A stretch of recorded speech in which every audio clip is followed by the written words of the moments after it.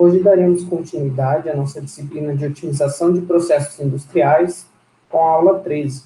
Nessa aula, nós continuaremos vendo os métodos não determinísticos de otimização e hoje veremos o método Particle Swarm Optimization, certo? Também conhecido como método PSO, abreviação para o nome do método. Ou, no português, também conhecido como método do enxame de partículas. Bem, mas é mais conhecido e mais utilizado com o nome em inglês.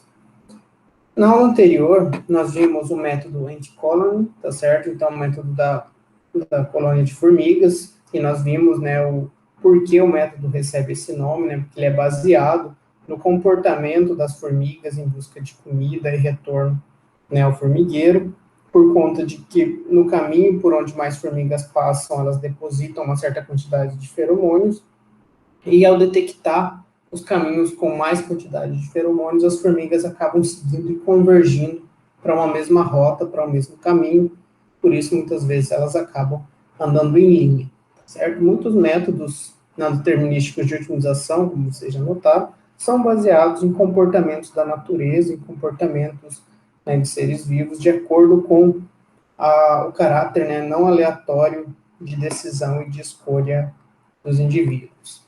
Bem, o método de hoje não é diferente, tá certo?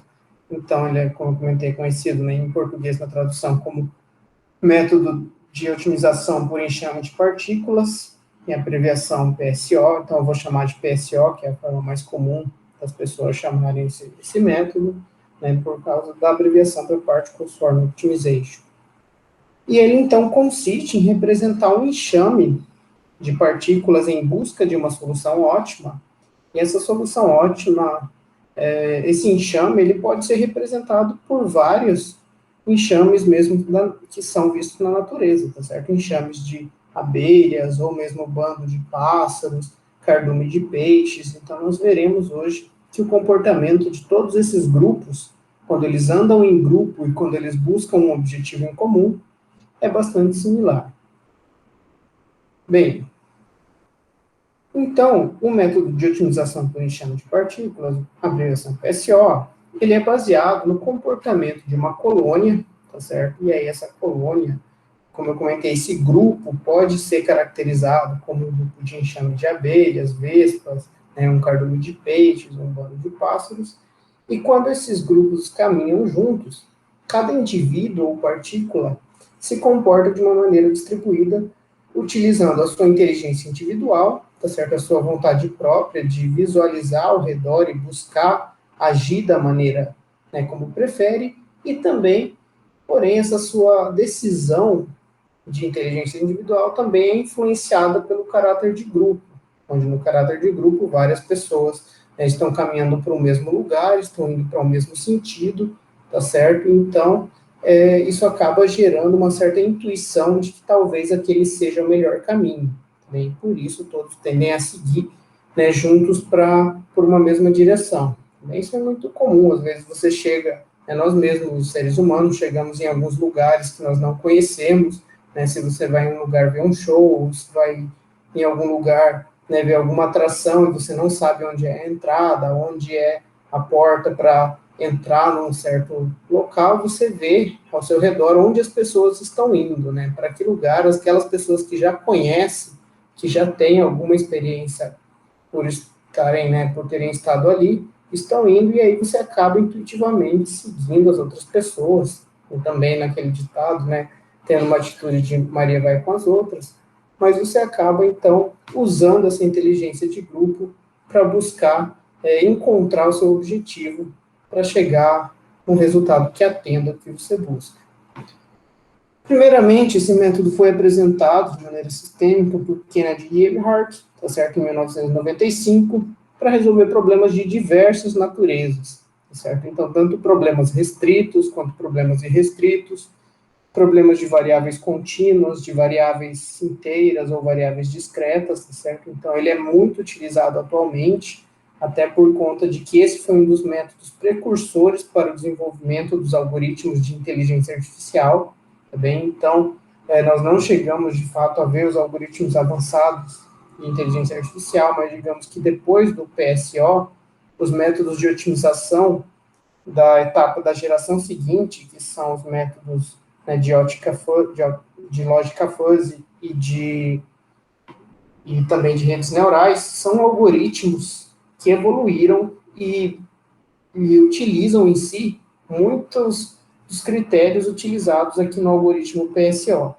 Bem, então, digamos que o PSO já é uma introdução a algoritmos de inteligência artificial, e a partir dali todos foram evoluindo, até a gente chegar no ponto onde a gente está hoje, com algoritmos de inteligência artificial no nível de machine learning, deep learning, que são alguns algoritmos, né, que utilizam também esse caráter de identificar comportamentos e reproduzir eles, assim como aqui no algoritmo PSO. Bom, então, é importante também a gente diferenciar que os métodos baseados na inteligência de enxame, eles são algoritmos inspirados no comportamento, tá certo, dos candidatos à solução da nossa população de chute inicial, e isso é diferente dos algoritmos genéticos, que eram baseados na evolução, na melhoria, tá certo, de sua própria solução ao longo do processo iterativo. Tá bem? Então, os métodos de enxame, eles são um pouco diferentes dos métodos, dos algoritmos genéticos e do método da evolução diferencial, que nós vimos lá inicialmente nessa parte de métodos não determinísticos.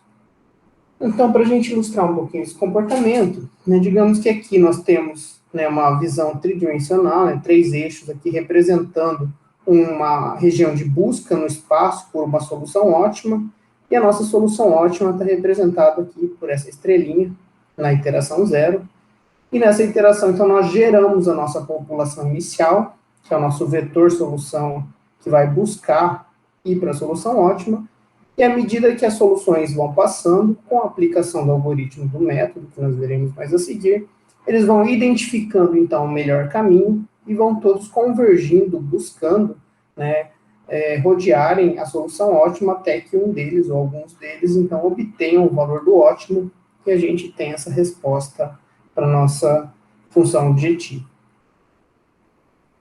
Bom, para a gente verificar um pouquinho o comportamento da aplicação de um algoritmo PSO, eu trouxe aqui, então, um vídeo, né, que mostra o comportamento, digamos assim, da convergência de algumas funções em direção a um ponto de ótimo, de alguns problemas de otimização benchmark, e está aqui, então, nesse canal, no Dcope, no Turco Indonésia, e eu vou colocar o link para vocês também lá no Moodle, acho que coloquei, eu vou colocar.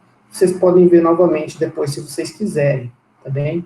Vou colocar ele sem som aqui, ele só tem uma musiquinha de fundo, mas ele mostra, então, aqui, tem 3 minutinhos, a gente vai ver aqui o comportamento das soluções, das populações de soluções iniciais, buscando convergir para um ponto de ótimo. Por exemplo, aqui é uma vista em corte de uma função, né, de 2 variáveis, com, digamos assim, uma visualização do tipo curvas de níveis, tá certo? Onde o nosso pontinho ali no centro dessas curvas é o nosso ponto de ótimo. E todos os xizinhos que estão ao redor nesse mapa das curvas de nível são as soluções iniciais, tá certo? Então, essa é uma função de um problema de benchmark que está sendo avaliada e que tem esse comportamento. Veja inicialmente o processo de convergência sendo utilizado com dois indivíduos no chute inicial. Eles não convergiram para a solução ótima porque poucos indivíduos, né, têm dificuldades para isso.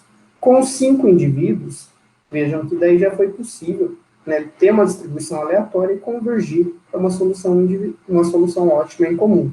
Com 15 indivíduos, isso acontece, e acontece de forma mais rápida ainda, tá certo? Vejam aqui do lado direito, nós temos, né, digamos que um gráfico que plota o valor da função objetivo ao longo do processo iterativo. Então, quanto mais rápido essa decaída, mais rápida a convergência está sendo atingida.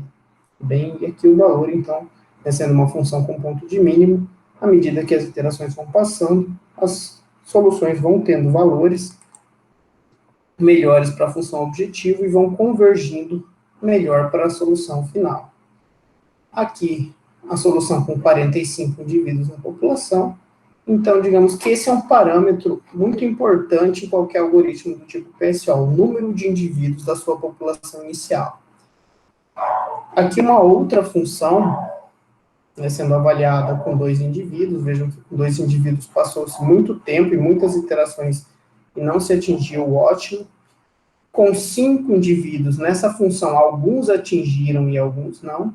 Com 15 indivíduos, né, a maioria, aqui, praticamente todos, convergiram para a solução ótima. Então, mostrando para a gente que quanto maior o número de indivíduos, maior a chance da convergência para o nosso ótimo. Porém, vejam que em alguns casos, como por exemplo aqui, com 45 indivíduos, digamos que o encontro do ótimo foi mais rápido. Porém, algumas soluções acabaram ficando perdidas ao longo das iterações e acabaram não indo para o ótimo, tá certo? Por encontrar uma região, né, talvez com um ótimo local ou com um amortecimento não muito leve, tá certo? Que oscila bastante, algum ponto de inflexão, isso pode acabar gerando ou deixando eles de fora. Aqui uma outra função com ótimos locais, certo? Por exemplo, aqui vejam então que temos o ponto de ótimo global aqui no pontinho preto e temos ao centro das outras curvas de nível alguns ótimos locais. E dependendo do chute, ó, vejam que com 5 indivíduos a convergência foi para um ótimo local e não para um ótimo global. Então, quanto maior o número de ótimos que a nossa função tem, maior o número de indivíduos que nós temos que ter na nossa população para garantir a convergência para um ótimo global. Vejam aqui que com 45 indivíduos, a maioria foi para o ótimo global, porém alguns acabaram indo para ótimos locais. E aqui uma função, né, de onda que, né, tem muitos pontos de inflexão, muitos máximos, mínimos, e que é muito difícil obter uma convergência para um ótimo dessa função. Né? Então, uma função de teste que realmente é um desafio para alguns algoritmos. Aqui, com 2 e 5 indivíduos, né, acabou caindo em ótimos locais. Com 15 indivíduos, já foi possível que alguns indivíduos atingissem, né, e ficassem ao redor do ótimo global. Com 45 indivíduos, vejam que a maioria acabou sendo puxada para o ótimo global. E, portanto, essa é uma das características muito relevantes em um algoritmo PSO. Então, a gente precisa definir bem, de acordo com o problema que a gente quer resolver, o número de chute inicial e que isso despende um esforço computacional maior também. Porém, dependendo da função, a diferença não é tão grande. Talvez você entre esperar 1 minuto e esperar 10 minutos para ter uma solução ótima, com muito mais indivíduos, acaba sendo vantajoso. Bem, então nós vimos ali para funções, né, com 2 variáveis, porém, o algoritmo ele é aplicado na otimização multivariável para qualquer número de variáveis que um problema de otimização tenha, tá certo? Então, o enxame, que é como a gente chama esse conjunto de indivíduos, de vetores solução, que vão buscar o ponto de ótimo, eles têm normalmente um tamanho especificado e fixo desde o início do algoritmo, e eles são distribuídos inicialmente em locais aleatórios, ou seja, cada um recebe um chute inicial aleatório, no espaço de busca multidimensional, e a partir dali, né, se direcionam ao ponto de ótimo, de acordo com suas 2 características principais, tá certo? Cada uma das partículas que compõem o nosso enxame, que vai buscar atingir o ótimo da função, possui uma posição, tá certo? Que representa o valor das variáveis do vetor solução e um parâmetro de velocidade, certo? Daí esse parâmetro de velocidade vai fazer com que a cada instante a partícula atualize a sua posição e siga uma direção de acordo com a informação que ela vai trocar com as outras partículas. Bem?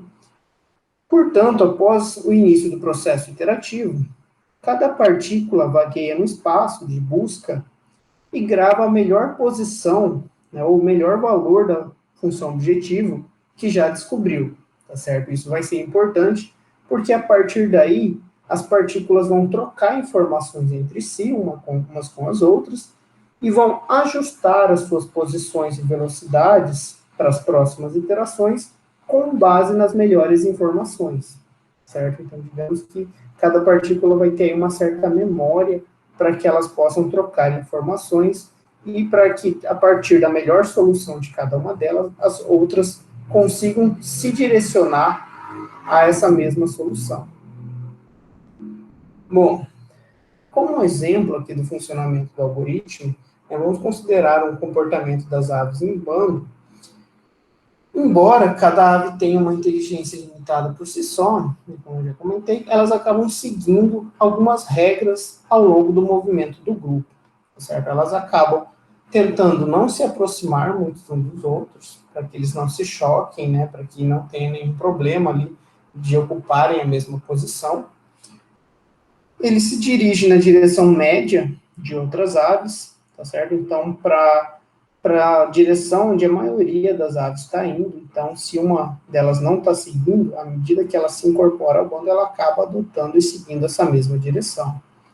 E tenta ajustar a posição média entre outras aves, sem grandes lacunas no bando, certo? Então, elas tentam também andar todas umas próximas às outras, mantendo um certo espaço, porém sem deixar um buraco, né, sem deixar um vazio muito grande entre cada uma delas.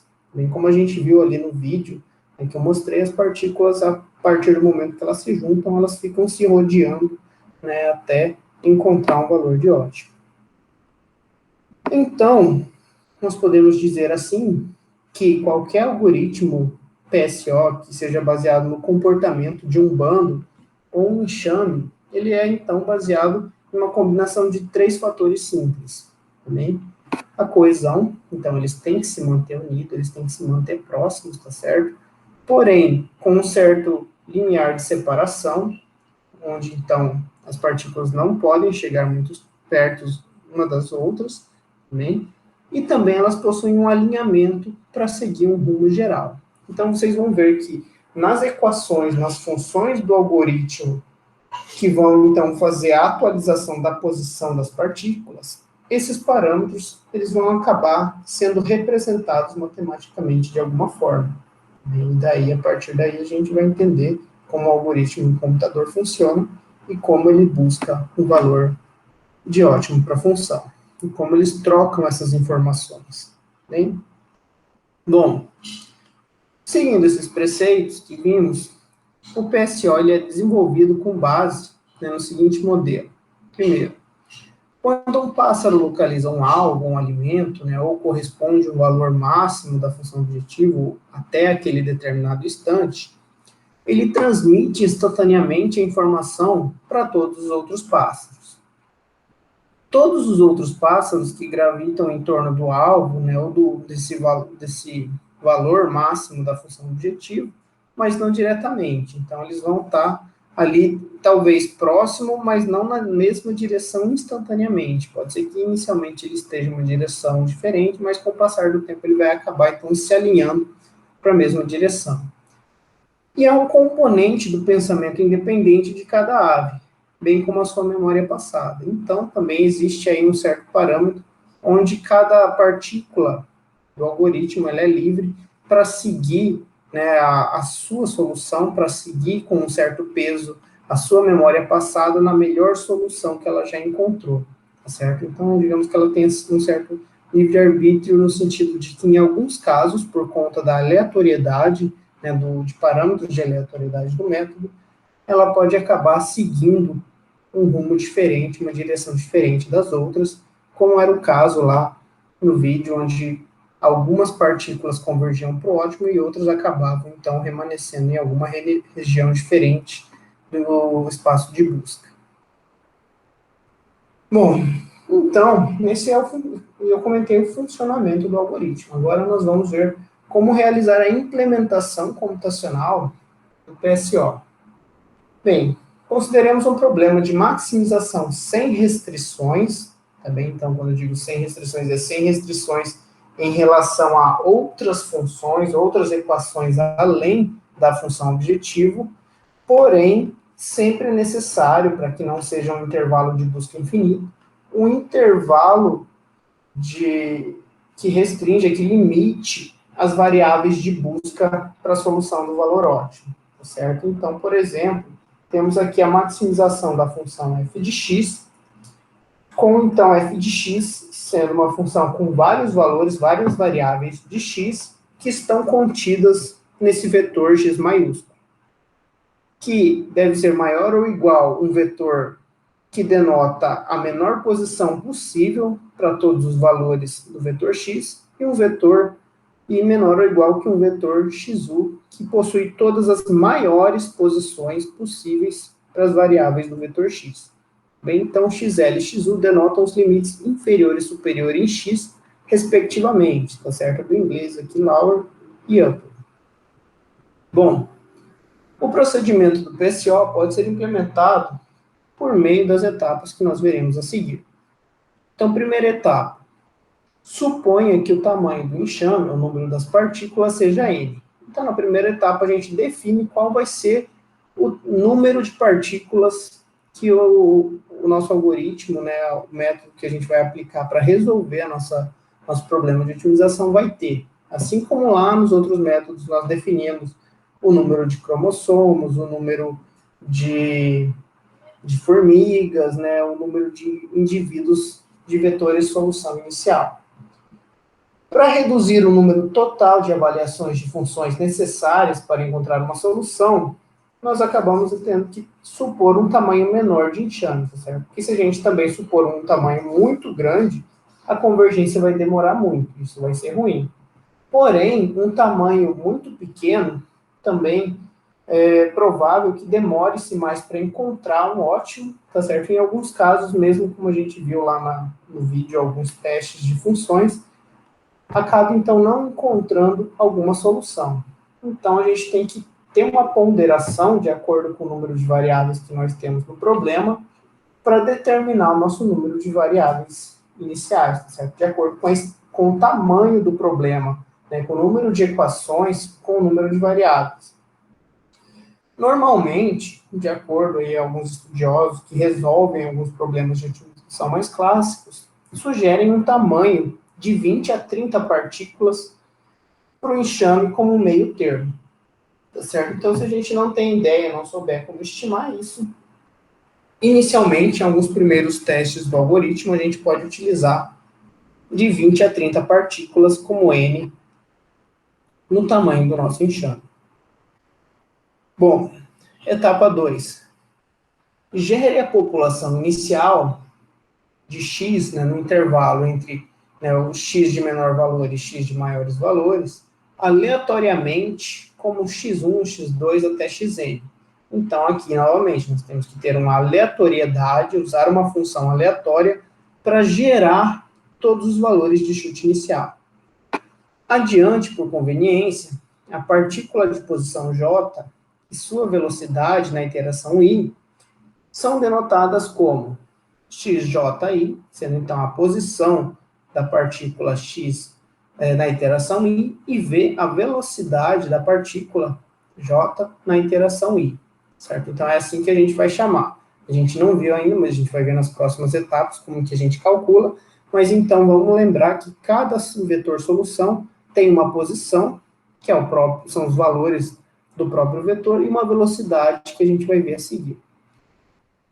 Assim, as partículas geradas inicialmente são denotadas x1 da iteração 0, x2 da iteração 0, ou seja, nosso chute inicial, a gente considera que ele está na iteração 0.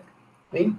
Os vetores xj em 0 são chamados, então, de partículas ou vetores de coordenadas de partículas, certo? Porque o vetor com os valores das variáveis do vetor solução, eles acabam sendo, então, a própria posição na forma de um vetor, certo? Semelhante lá aos cromossomos nos algoritmos genéticos que possuíam as suas variáveis dentro de cada cromossomo, representando um alelo no outro algoritmo que nós vimos.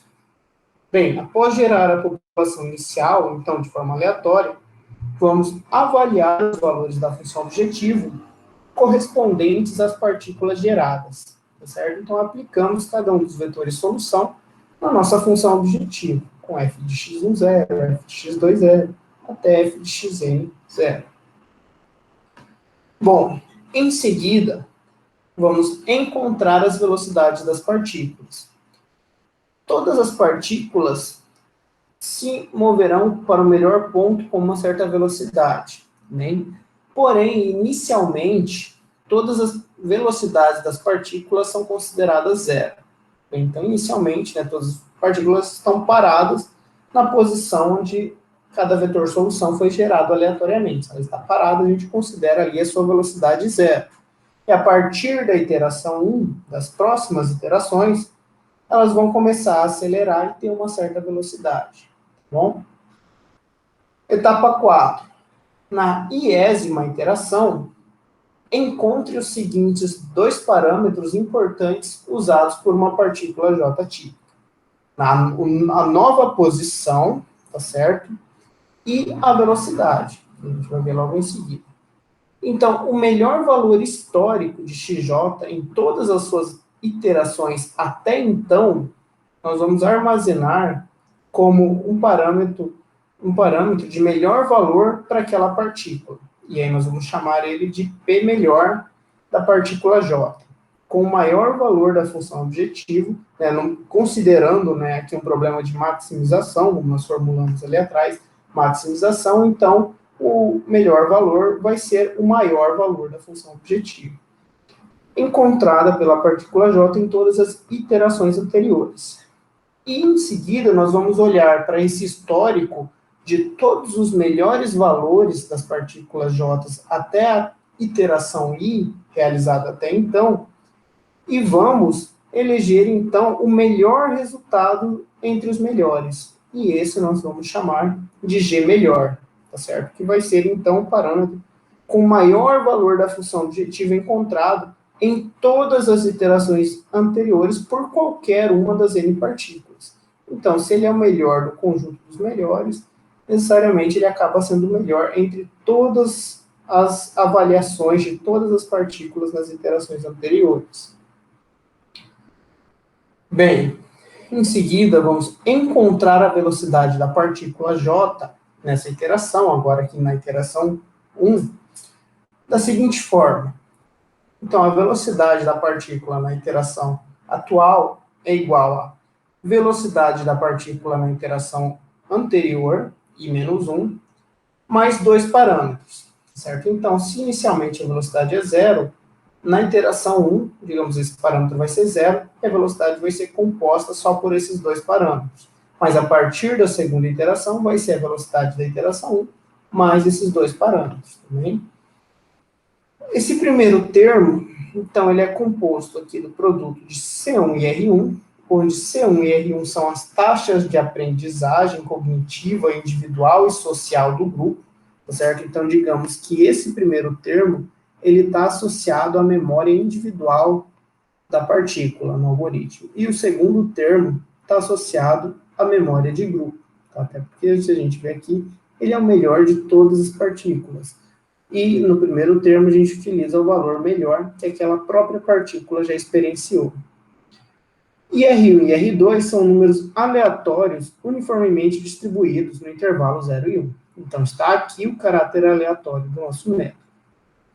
Os parâmetros C1 e C2 denotam a importância da memória posição da própria partícula para a memória posição do enxame, certo? Por quê? Porque em cada termo aqui nós temos uma diferença dada entre a posição da iteração anterior da partícula com o melhor e com o pior, a melhor e a pior posição que ela já encontrou no processo iterativo. E os valores de C1 e C2 são geralmente assumidos como 2. Então, são constantes aqui definidas pelo usuário dos algoritmos, né, de PSO em problemas de otimização, de resolução de problemas matemáticos. Então, C1R1 e C2R2 garantem que as partículas persigam, digamos assim, o seu alvo em direção à função objetivo cerca de metade do tempo. Então, essa é uma característica que acaba sendo observada com esses parâmetros assumidos como 2, mas não necessariamente, como a gente vai ver, isso é algo bom também para o algoritmo. Existem outras definições e nós podemos optar por utilizar outros valores para esses parâmetros. É algo característico específico do comportamento de cada função. Após encontrar a nova velocidade, nós vamos encontrar a nova posição da partícula.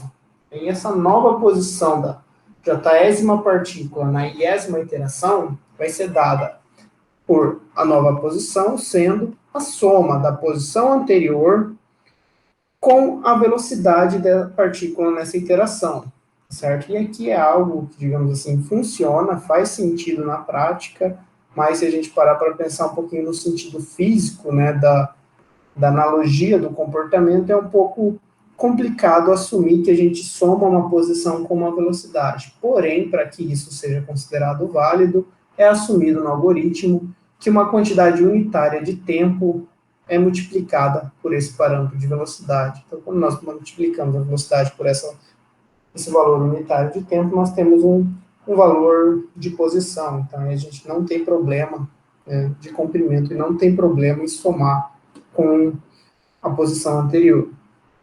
E agora avaliamos os valores da função objetivo correspondentes às novas partículas das próximas iterações, xi mais 1, x1 e mais 1, x2 e mais 1, até xn e mais 1. Então, aplicamos a função objetiva para as novas posições. E assim temos, então, condição, na etapa 5, de verificar a convergência da solução atual.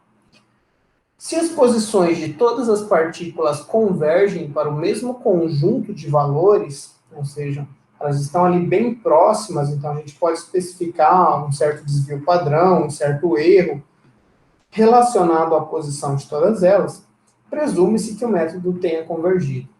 Então, se o critério de convergência não for satisfeito, a gente vai voltar e repetir a etapa 4, atualizando o número da iteração, com i igual a i mais 1, e computando os novos valores de P melhor e G melhor, das partículas e do bando, e repetir esse processo iterativo até que todas as partículas converjam para a mesma solução ótima. Então, são 5 etapas, mas a partir da 4ª etapa, então, a gente vai estar sempre repetindo ela até a convergência ser atingida.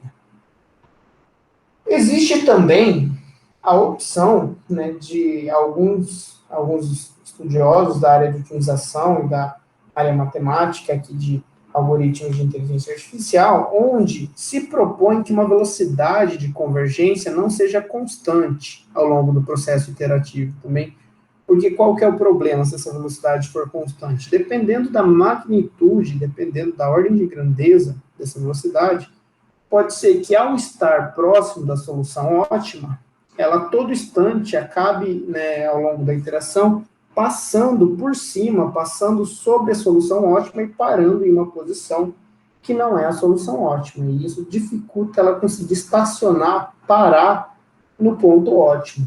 Bem, imagina, né, você manobrando um carro e você tem que parar em um ponto exato, né, freando a partir de uma velocidade constante. Né? Bem difícil você conseguir, a partir dali, instantaneamente, fazer seu carro pousar, parar exatamente onde você quer. Então, é favorável que você tenha uma desaceleração suave da velocidade até você conseguir chegar em um ponto, até você conseguir estacionar e parar naquele local de maneira adequada e precisa. Bem, então, propõe-se a variação da desaceleração, né, do parâmetro de velocidade, variando linearmente de 0,9, né, multiplicando aqui um termo que nós chamamos de termo de inércia, θ, a velocidade da iteração anterior, para que à medida que o algoritmo for progredindo, esse fator, então, esse termo de inércia, ia amortecendo a velocidade para que as partículas consigam parar e estagnar no ponto de ótimo com uma melhor precisão. O cálculo da velocidade da próxima iteração, aqui a função é a mesma. A única diferença é esse fator de inércia que multiplica a velocidade da iteração anterior.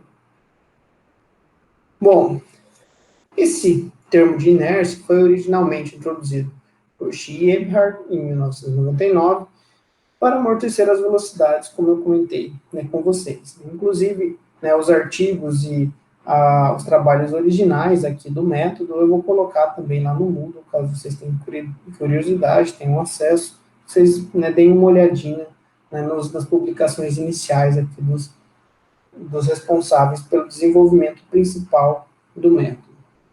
Então, como eu comentei, essa nova expressão para velocidade denota uma formulação de velocidade de adaptação, que melhora a sua habilidade de ajuste fino na busca da solução ótima, mostrando que um maior valor de θ promove a exploração global, inicialmente, isso é favorável no início do processo iterativo do algoritmo, e um valor menor promove uma busca local. Então, à medida que daí então as partículas já estão juntas e próximas, elas podem ir então se movendo com uma menor velocidade.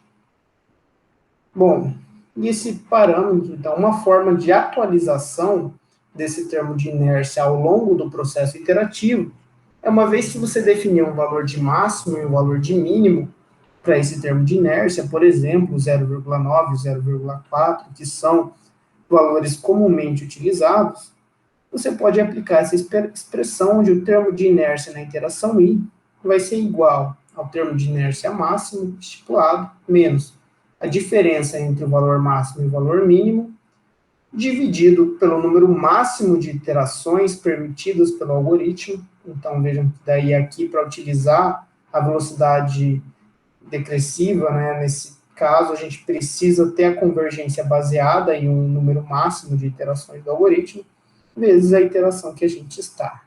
Okay? Bom, fora isso, antes da gente ver aqui nosso exemplo, vamos ver também a adaptação do algoritmo PSO para problemas de otimização restritos. Okay? Então, a gente viu ele sendo aplicado para uma função objetivo irrestrita, porém, ele também pode ser adaptado e ser utilizado, né? Acabei escrevendo aqui, ficou errado, mas eu vou corrigir, utilizado em problemas, né, em problemas de maximização com restrições.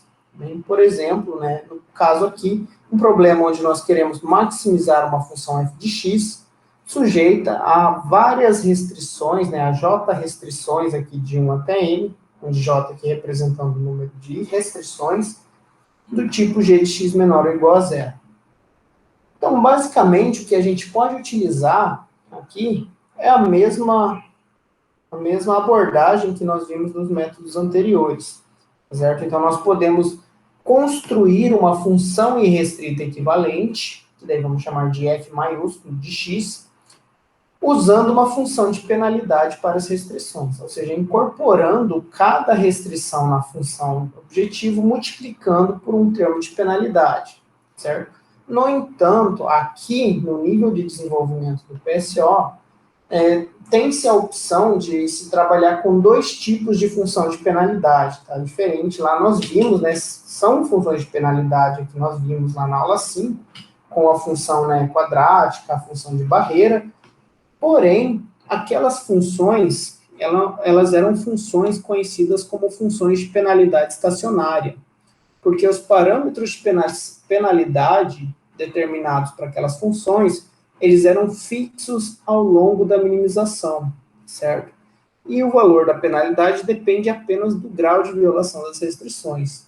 Bem, então, anteriormente, essas funções quadráticas de barreira que nós vimos eram funções de penalidade e eram funções de penalidade estacionária, porque os nossos parâmetros lá eram fixos. Nós estabelecíamos, lembra, um valor constante que multiplicava a nossa função de penalidade na função objetivo, e nós avaliávamos, né, a solução para vários valores desse parâmetro, porém, sempre ele sendo constante na otimização de cada caso.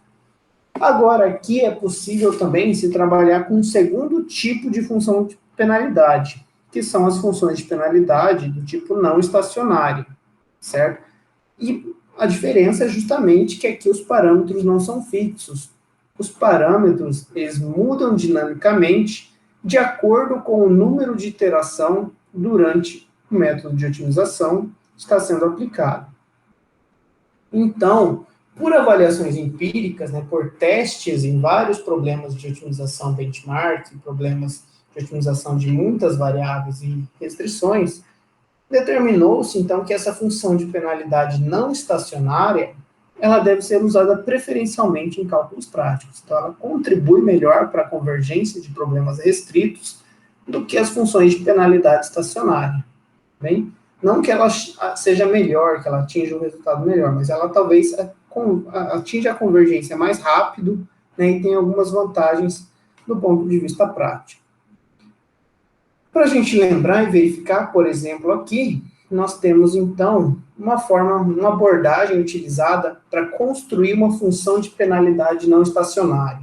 Tá bem? Uma das maneiras é utilizar uma função f de x definida como f de x sendo a função objetivo, mais o produto de CI vezes h de x, onde o CI é o nosso parâmetro de penalidade, modificado dinamicamente de acordo com essas expressões que nós temos aqui abaixo, e que varia com o número da iteração i.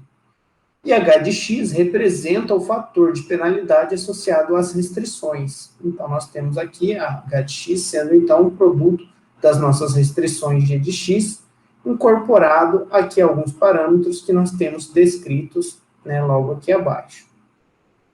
E aí, então, para se determinar a melhor condição de utilizar essa função de penalidade, então verifica-se que os parâmetros dessas equações, né, C, alfa, A e B, são constantes definidas pelo usuário na hora de aplicar o algoritmo para ter a convergência, e a função QJ de x denota a magnitude da violação da JS uma restrição, tá certo? Ou seja, o quanto ela está pesando em relação ao valor real da função objetivo, e φ de Q de J de x indica uma função de atribuição contínua, assumida de forma exponencial, na verdade, uma exponencial inversa, né?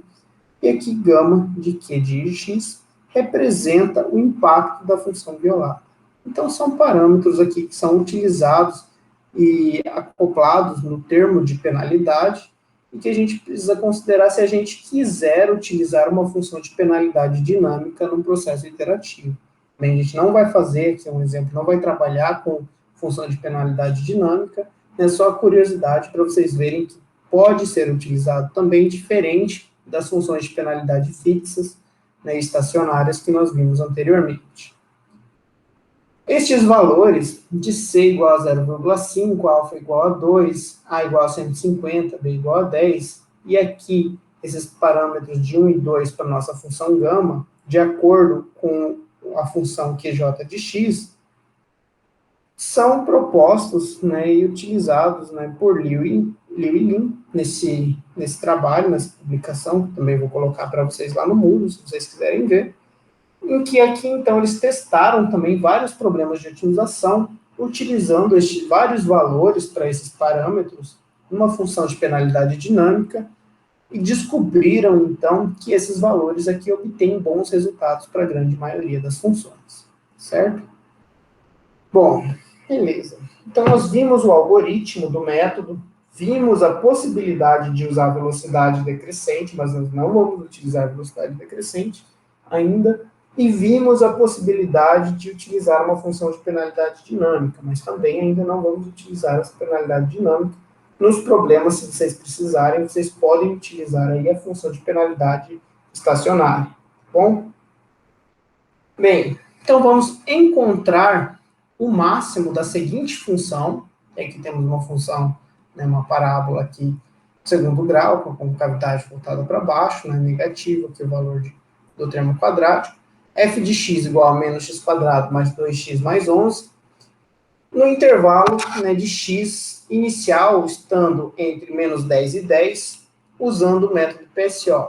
Vamos considerar 4 partículas como posições iniciais, tá certo? Eu coloquei que essas, então, foram as minhas posições iniciais aleatórias, e aí vocês vão utilizar as de vocês, gerando os valores aleatórios entre menos 10 e 10. E veremos, eu coloquei aqui na apresentação os cálculos detalhados das primeiras 2 iterações, tá certo? Mas eu vou fazer com vocês na planilha do Excel, para ficar mais rápido, mais prático aqui, para vocês irem fazendo junto comigo. Critério de parada do algoritmo, 15 iterações, ou o desvio padrão da função objetivo menor ou igual a 0,01, certo? Um desvio padrão baseado em amostra e não população. Nós temos aqui partículas, né, que compõem aqui as inúmeras possibilidades do nosso espaço de busca. Bem? Bom, vamos lá então. Abram a planilha do Excel e vamos começar aqui. Certo? Conseguiram abrir aí de vocês?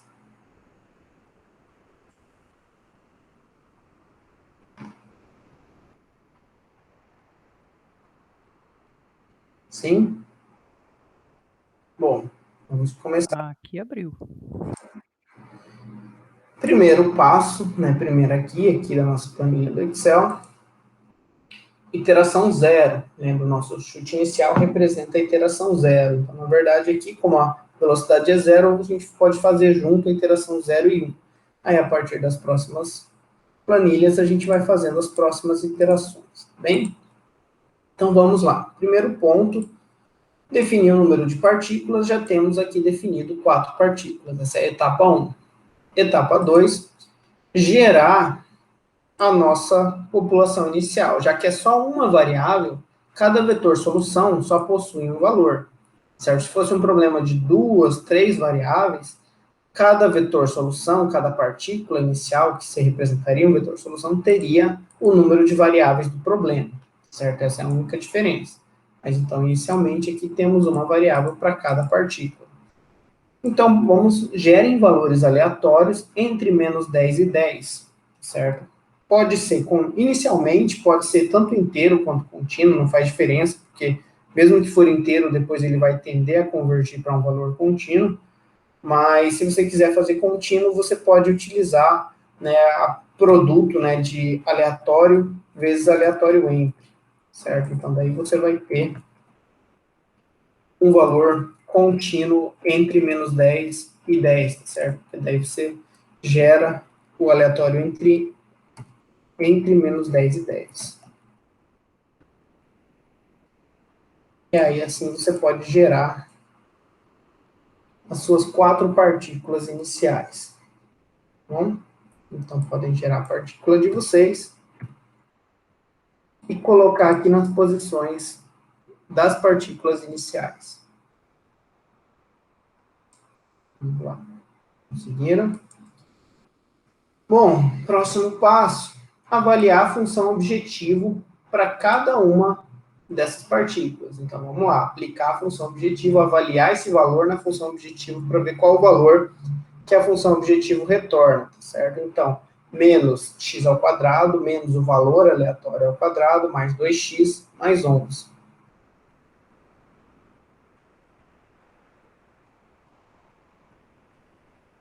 Tomem um certo cuidado com parênteses, tá, pessoal? Se vocês não colocarem parênteses aqui, pela regra do Excel, que ele vai fazer uma confusão e vai exponenciar o valor negativo e vai ficar positivo, tá certo? Então, primeiro você exponencia, depois aplica o negativo. Porque senão, no meu Excel, pelo menos, ele fazia ao contrário. Já que a gente quer uma função com concavidade voltada para baixo, com um ponto de máximo, né? A gente quer maximizar. Então, nós precisamos ter esse sinal aqui considerado negativo para esse termo da função objetiva. Conseguiram? Avaliaram? Acho que foi.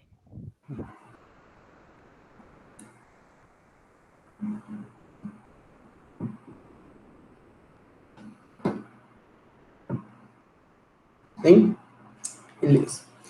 Próximo passo, colocar a velocidade inicial. A velocidade inicial a gente vai assumir como zero, a gente viu para o algoritmo, para todas as partículas.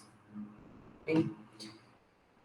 E em seguida, marcar qual foi o melhor valor do vetor solução até agora. Tá? Tomar um cuidado aqui também, não é o melhor valor da função objetivo, tá certo? É a melhor posição que a partícula já esteve. A melhor posição é o melhor vetor solução, tá? Ou, no caso aqui, variável solução.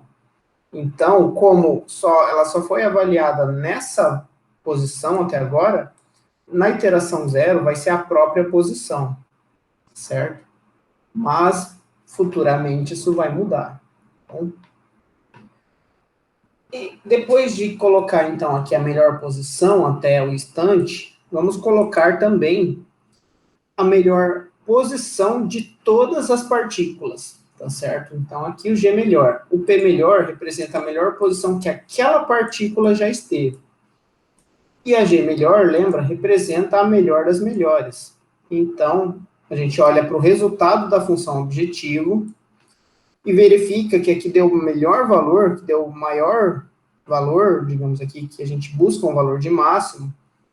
No meu caso aqui, foi a partícula x4, que deu o maior resultado da função objetivo. De vocês aí talvez não seja. Então, daí vocês olhem aí qual é a partícula que teve o maior valor da função objetivo e selecionem, então, ela, o valor da posição dela como G melhor. Bom?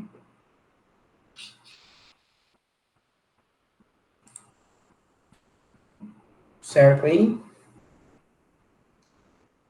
Bom, definido isso, então, vamos definir os parâmetros C1 e C2 para o cálculo das novas velocidades, tá certo?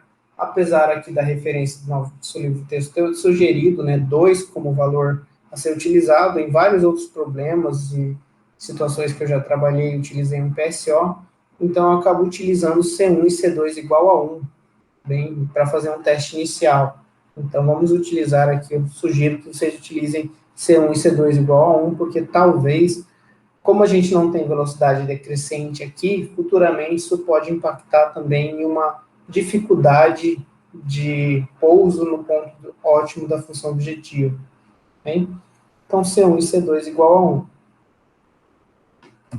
R1 e R2, lembra o termo de aleatoriedade do método. Valores aleatórios entre 0 e 1. Vamos lá, usar a função aleatória para ele gerar dois valores entre 0 e 1, né? Dá Ctrl+C, Ctrl+V, colando só como valor, lembra? Para ele não mudar a todo instante. Que a gente vai calcular outros valores a partir dele. Aí, se ficar mudando, vai ficar mudando tudo. E em seguida, calcular as novas velocidades, lembra? Nova velocidade é quem? É a velocidade inicial, é a velocidade anterior, que era, no caso aqui nessa iteração 0, mais o produto de C1R1, vezes a diferença entre o P melhor e a posição J da iteração, mais C2R2, vezes a diferença entre o G melhor e a posição atual da iteração.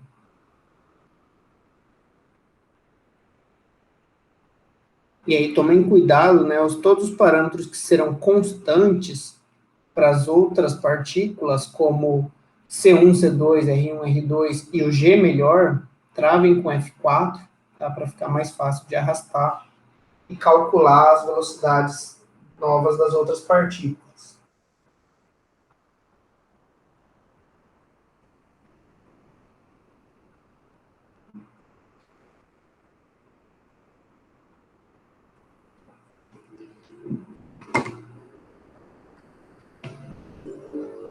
Calculado a nova velocidade, conseguiram?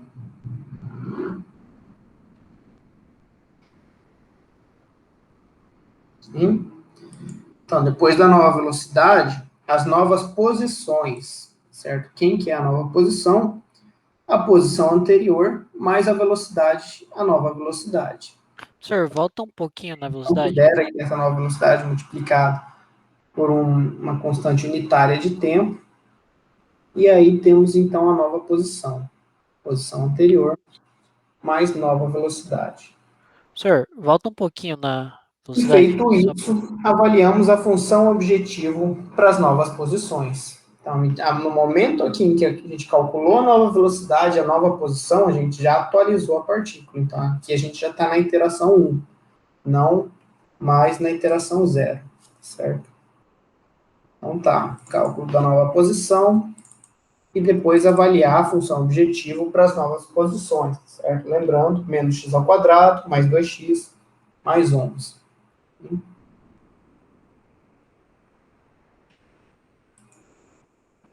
Deu certo aí? Fórmula da velocidade. Eu também, professor, queria também. Aqui.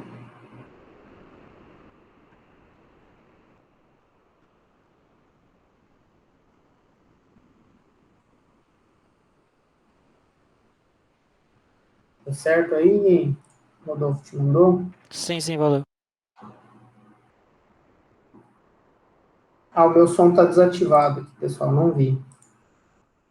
Oi, agora eu tô escutando aí.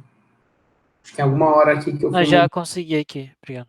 mudar, alguma hora que eu fui mudar aqui algum parâmetro, cliquei aqui e desativou o áudio. Tá, então vamos lá. Conseguiram, então, calcular as novas posições, os novos valores da função objetivo. Em seguida, calcular o desvio padrão da função objetivo, dos valores obtidos de função objetivo, porque esse também é um critério de convergência para a gente. Se for menor que 0,01, a gente vai parar. No meu aqui, quase na primeira iteração isso aconteceu, porque os valores foram muito próximos. Mas não aconteceu, e daí vocês vão ver que isso vai oscilar bastante mais para frente. Porque o meu realmente utilizou as 15 iterações para finalizar. Bom, feito isso, então, e avaliado esse critério, vamos para a iteração 2. Iteração 2, a posição anterior, o valor da função objetivo da posição anterior. É bom a gente repetir, porque daí a gente consegue atualizar os nossos valores melhores, tá certo? É bom deixar na mesma planilha para você conseguir conferir, porque aqui o P melhor e o G melhor, toda vez você vai ter que ver em relação à iteração anterior, se você teve um melhor resultado ou não, certo? Por exemplo, aqui coloquei, então, aqui é a iteração 2. Coloquei os valores das posições da iteração 1, calculei o valor das funções das posições na iteração 1, copiei a velocidade anterior também, que eu vou usar ela aqui para calcular a nova velocidade da iteração 2, e vamos atualizar os valores de P melhor e G melhor, né? Ou seja, que tirando o X4, as 3 primeiras precisaram ter o seu valor atualizado, certo? Porque todos esses resultados das funções objetivo obtidas aqui nessa iteração foram melhores que os valores encontrados pela posição da iteração anterior, com exceção do X4, que continuou sendo o mesmo. Então, o P melhor, você avalia a função objetivo dessa nova iteração sua e olha se o valor é maior ou não. Se for maior, você atualiza o seu P melhor. Se não for, você mantém o que você tinha antes. E aí atualiza o seu G melhor também. Olhe para os seus valores agora dessa iteração do P melhor e vê se você tem um valor melhor entre todos. No meu caso aqui, a partícula 1 teve um maior valor entre as 4 partículas. Portanto, ela agora se tornou o meu G melhor. E seguimos no processo iterativo. C1 e C2 serão constantes ao longo da execução de todo o algoritmo, e R1 e R2 são novamente valores aleatórios entre 0 e 1. Eles não são constantes, tá? Eles são valores que vão estar mudando, porque isso impacta na magnitude da variação de velocidade em cada iteração, certo? Então, isso é importante para ela conseguir a todo instante se mover com uma velocidade maior ou menor e se movendo no intervalo de espaço maior ou menor. Então, feito isso aqui, gerados os valores aleatórios R1 e R2 nessa iteração, calculamos as novas velocidades com base nesses parâmetros e com base na velocidade anterior, e depois calculamos as novas posições, nova função objetivo, e a partir daqui o processo iterativo vai ser repetido, né, incessantemente, né, até a gente atingir a convergência de um desvio padrão de amostra menor ou igual a 0,01, ou 15 iterações, certo? Professor, Diga. você poderia copiar a planilha da primeira iteração do lado da segunda para ver o que manteve e o que não manteve? Porque eu acho que me perdi um pouco. Tá. Por favor. Bom, ó, então aqui eu cheguei nos valores de velocidade e posição da iteração 1. Aí a velocidade e a posição dessa iteração eu vou copiar para a iteração seguinte. Então aqui eu coloquei as posições que eu encontrei na iteração 1, que são essas aqui, e copiei as velocidades da iteração anterior, veja, que são essas aqui. Aí eu avaliei novamente a função objetivo dessa iteração anterior, né? Eu já tinha avaliado aqui, mas eu avaliei aqui de novo só para ficar mais fácil de comparar, porque daí eu comparo a mesma célula com a célula anterior. E aí a gente vai atualizar os valores de P melhor e G melhor fazendo essa conferência. Por exemplo, eu vou atualizar o meu P melhor, eu vou olhar aqui, esse valor que eu obtive aqui teve um valor maior do que o valor que foi obtido aqui anteriormente, foi obtido 5,75. Nessa iteração foi obtido 11,98, já que a maximização é um resultado melhor. Então, eu atualizei o meu P melhor para essa posição. E fiz a mesma coisa para todas as outras partículas. Olho o f de x21, por exemplo, aqui, e olho aqui anteriormente. É maior? É. Então, eu atualizo o P melhor da partícula 2. Terceira partícula, né? A posição, né, o valor da função objetiva aqui é maior que o valor da função objetiva da posição anterior? É. Então, eu atualizo o P melhor dela. E a minha quarta partícula se manteve, certo? Aqui o valor da função objetiva é o mesmo, né, porque ela não teve variação de velocidade, por conta dela ter sido a melhor partícula na iteração zero. Isso é comum. Mas a partir daqui ela vai ter. E aí, eu vou olhar então, agora, para dentre os meus valores de P melhor, o melhor deles é melhor que o melhor da iteração anterior. No meu caso aqui, o melhor que teve o maior valor de função objetiva nessa iteração, teve 11,98. Isso é melhor que o melhor valor da iteração anterior, que foi para 1,25, 11,93? É. Então, eu atualizo meu valor de G melhor para essa posição também. E aí, a partir daqui, C1 e C2 constantes, R1 e R2 aleatórios entre 0 e 1, calculo a nova velocidade, como sendo a velocidade anterior, por isso que eu trouxe ela para cá, ó, mais fácil para linkar, mais C1R1 vezes a diferença entre o P melhor da iteração anterior menos a posição da iteração anterior, mais C2R2 vezes a diferença entre o G melhor da iteração anterior menos a posição da iteração anterior. E replico isso para achar todas as novas velocidades. E aqui as novas posições. Nova posição é a soma da posição anterior mais 1 vezes a nova velocidade. E avalio a função objetivo só a título aqui de conferir o critério do desvio padrão. E daí eu vou levar isso aqui para a próxima planilha na iteração 3. Certo? Ficou mais claro? Ficou sim, obrigado.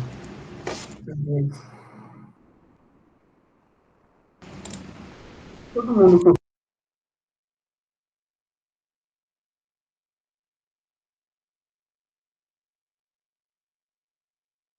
Então, prof, acho que tá mutado. Ah, estava mutado. Desculpa. O Fábio. Todo mundo conseguiu chegar na iteração 3. Agora, na iteração 3, a gente puxa a posição final da iteração 2 para guia da posição 3. E as velocidades da iteração 2 também, a gente puxa aqui. Não tem problema ser negativa, tá? A velocidade, simplesmente isso vai levar a partícula para uma direção contrária dela anteriormente.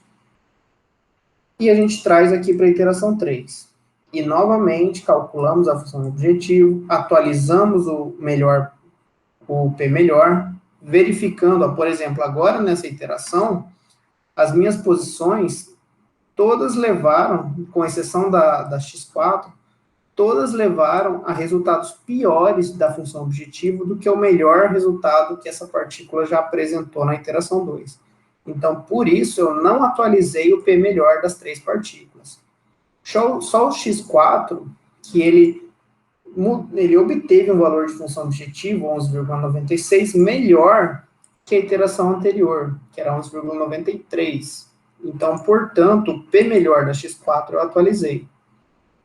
e vejo aqui, entre os meus P melhores, qual foi o melhor até então. Apesar do X4 ter melhorado, o meu G melhor da iteração anterior ainda teve um resultado melhor que o X4. Ó, ele teve um resultado de 11,98, enquanto o X4 teve 11,96. Então, o G melhor não mudou, também mantenho constante.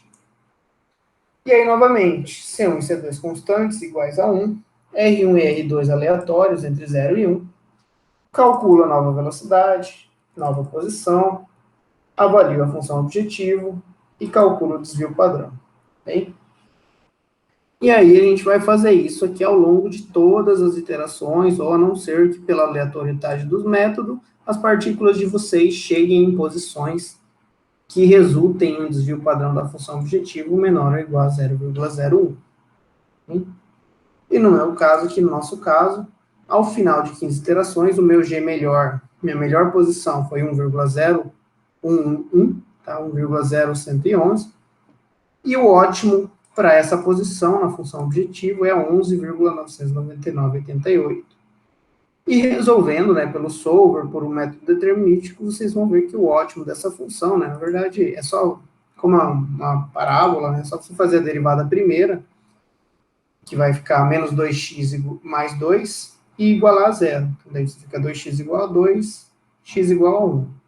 Então, a solução é x igual a 1, e f de x igual a 12, o ponto de ótimo da função. E vejam que o algoritmo chegou na solução, numericamente, com uma boa precisão, com um pequeno número de partículas.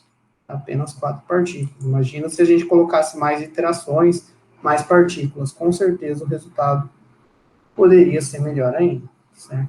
Isso porque aqui, digamos também, a gente pôde atingir isso com poucas partículas, porque a gente já limitou o nosso intervalo de busca inicial entre menos 10 e 10, certo? Então, isso acabou também ajudando. Mas, se a gente fosse trabalhar em intervalo de busca maior, entre menos 100 e 100, por exemplo, e colocássemos 10, 15 partículas, ainda assim, com um número desse de iterações, a gente teria uma boa chance, acredito, de chegar no ótimo da função objetivo. Bom? Deu certo aí, pessoal? Conseguiram? Então, hoje, como a nossa aula atrasou, tá certo? Não vou esperar vocês finalizarem, todo mundo chegar e acabar igual a gente fez nas aulas anteriores, certo? Então, vou parar aqui, depois vocês terminem aí com calma, quem quiser continuar depois da aula, termina, tudo bem, tá? Sem problema, mas por a gente ter atrasado e passado aqui. Então, façam, né, por conta, vocês terminem todas as iterações, conferindo sempre e atualizando P melhor, G melhor, certo? Isso aqui é um procedimento um pouco chato no começo, porque a gente tem que ficar voltando e verificando, né, a gente tem que deixar gravado onde está o nosso P melhor, né, em qual iteração ele estava, o G melhor também, e ficar conferindo isso toda hora, diferente de um algoritmo, né, no código de programação, onde isso está salvo na memória de uma variável, e a gente simplesmente compara, mas vocês vão ver que é um algoritmo bastante útil, muito bom para problema de otimização, certo? Bem, e se vocês quiserem ver com calma, também as duas primeiras iterações eu coloquei o passo a passo e os valores encontrados aqui na apresentação da aula, certo? Bom, pessoal, então, a atividade 12 do projeto, e, né, para alegria nossa, de vocês também aqui, essa é a última atividade de projeto da disciplina, certo? Então, são os mesmos exercícios da aula anterior, só mudei aqui a distribuição entre os grupos, para vocês aplicarem o algoritmo PSO para resolver esses problemas de otimização, certo? A gente vai ter mais 2 aulas ainda, tá? Mas as próximas 2 aulas só terão atividades de aula, certo? Não terão atividades mais de projeto, certo? Bem, as principais referências da nossa aula, principalmente o livro do Hall, como eu sempre comento com vocês. E por hoje é isso, pessoal. Obrigado pela atenção de vocês.